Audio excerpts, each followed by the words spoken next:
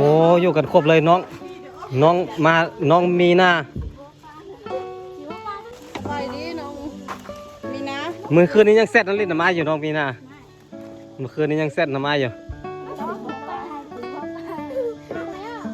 น้องของสาวของน้องปะติ้งก็ดีไอเป็นมาเป็นน้องไพ่ไอเนาะเป็นแฟนมา5 คนก็ดีไปละเซ็ตโลต็อกบ่นี่สาว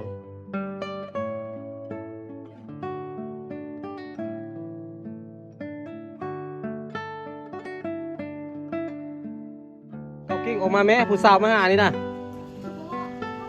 โลต็อกเบิ่งเจ้าไปตัวลูกกับผู้ใดนี่ออกมาแม่โลต็อกออกมาพี่ฮะเจ้าไปตัวลูกข้าเจ้าฮะมาหาข้าเจ้านี่ข้าเจ้ามาลิ้นน้ำโอ้เดี๋ยวนั้นเราไปหาตัวลูกข้าเจ้าโอ้อยู่กันครบเลยน้องมีนาน้องมีนาสบายดีน้องมีนาสบายดีงามๆให้ไอ้เบิ้งดูบ่ได้เจอหน้าโดนแล้วบ่ต้องอายต้องเฮ็ดให้หมู่เบิ้งเอาเฮ็ดให้หมู่เบิ้งดูฮะน้องมีนาแล้วไปดิน้องมีนะมื้อคืนนี้ยังแซ่ดน้ำลิ้นน้ำไม้อยู่น้องมีนาเมื่อคืนนี้ยังแซ่ดน้ำไม้อยู่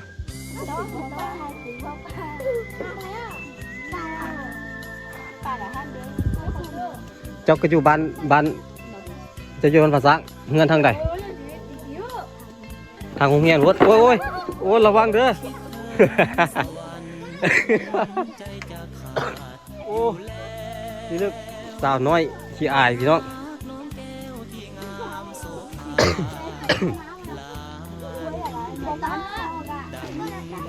ออกโดดต๊อกออกมาแม่หาน้ำให้หมูกินแม่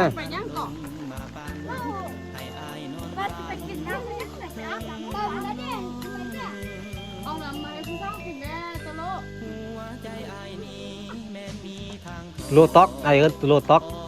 เจ้าเสือโลต็อกคือไอก็ได้เด้อหรือเอิ้นโตโลก็ได้เอิ้นโลต็อกก็ได้เด้อเอิ้นโตโลก็ได้โตโล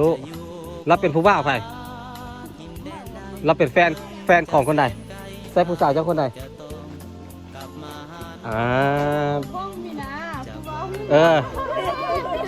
แฟนน้องมีนาบะถ้าเป็นแฟนน้องมีนาก็ดีถ้าเป็นแฟนน้องกันน้องของสาวของน้องปะติ้งก็ดีไอเป็นมาเป็นน้องไพ่ไอเนาะ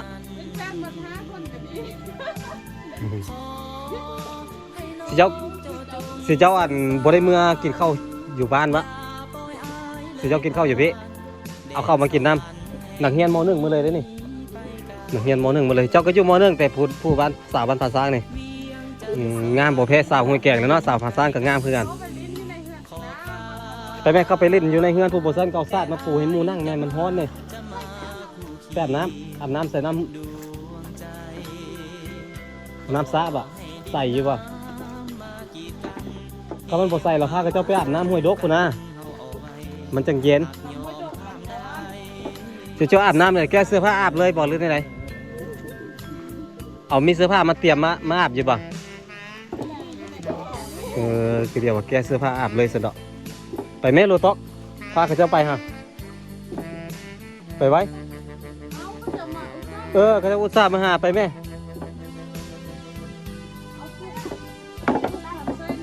ไ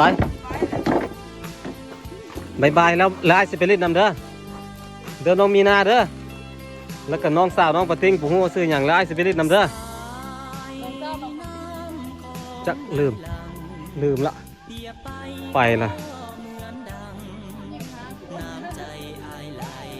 เซ็ตโลต็อกบ่นี่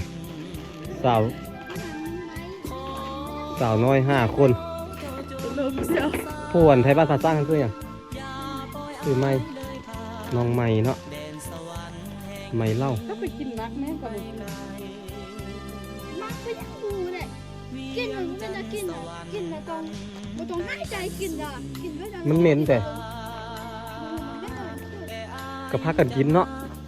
ย่างรอดหัวมาย่างรอดหัวนี่ละมากินเกลียวแม่นผู้ใดซะดอกเขาเจ้าม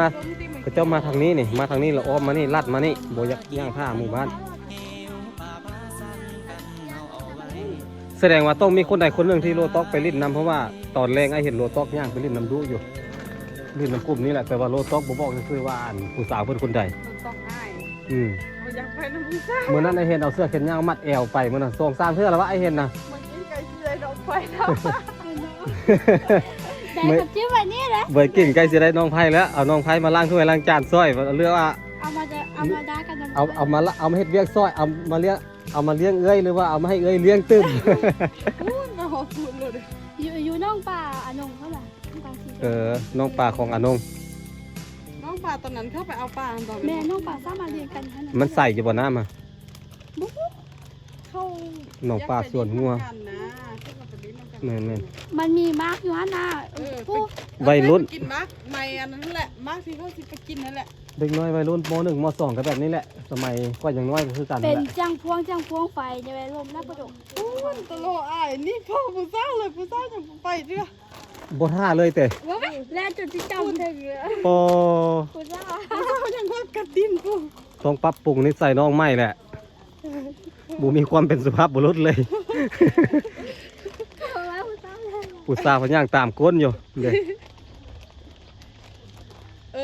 อัน แต่เจ้าเป็นหมู่การเฮียนนำกันเฮียนม .1 นำกันเด้ แม่นเป็นหมู่กันมา เด็กน้อยนี่เฮียนม .1 มาเลย ผู้สร้างมาห้าแล้วบอกบักหาเนี่ยเคลื่อนเฮาติบ่